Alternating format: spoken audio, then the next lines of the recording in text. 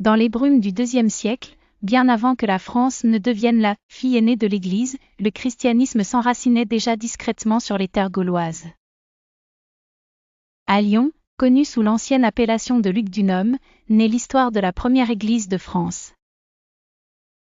Capitale de la Gaule et un nœud commercial crucial de l'Empire romain, Lyon accueille très tôt une communauté chrétienne. La tradition parle de saint Pothin, venu de l'Asie mineure probablement envoyé par l'église de Smyrne qui aurait fondé cette communauté vers l'an 150 après Jésus-Christ. Devenu le premier évêque de Lyon, il guide des fidèles vivant clandestinement leur foi.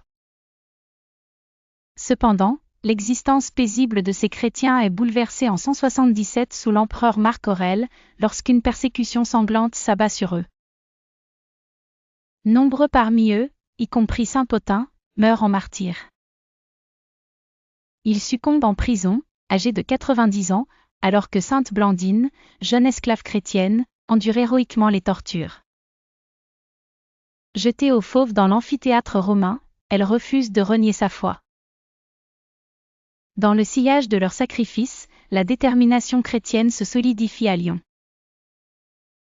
Cachée dans les débuts, puis cruciale après l'édit de Milan en 313 qui légalise le christianisme, la foi chrétienne se propage et s'organise.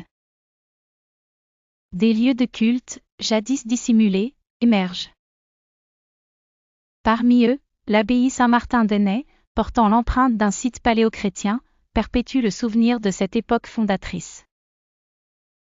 Ainsi, cette première église ne fut pas une grande cathédrale, mais la flamme vive d'une communauté persécutée, fondée sur le courage de ses premiers témoins de la foi.